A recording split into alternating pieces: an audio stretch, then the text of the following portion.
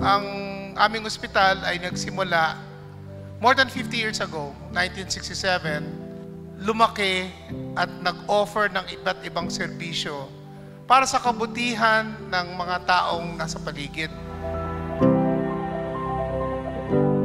Para ipaliwanag natin ang teknolohiya that was made available to us, people of Rizal, City of Antipolo, and actually to the entire Philippine nation, no?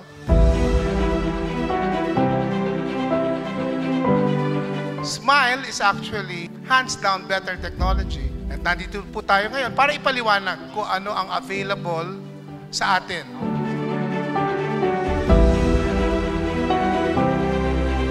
Magkaroon tayo ng forum at maliwanagan tayo dito sa pinakabagong technology na to. Smile means small incision lenticular extraction.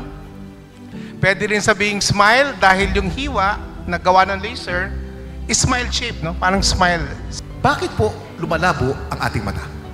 So, nag-uumpisa yan sa mga kabataan na nababad sa mga computer at mga devices. So, nagkakaroon sila ng myopia or nearsightedness. So, ang kabaliktaran naman ay yung tinatawag na hyperopia or farsightedness.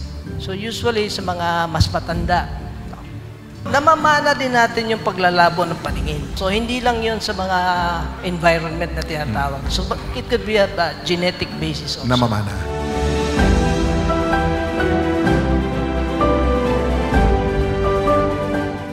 Yung before, masakit yung nararamdaman ng pasyente, ang tagal ng recovery, iyak ng iyak yung pasyente.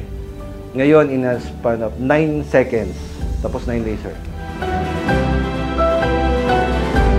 What I understood before going to the procedure, it's faster, it's safer, the recovery time is also better.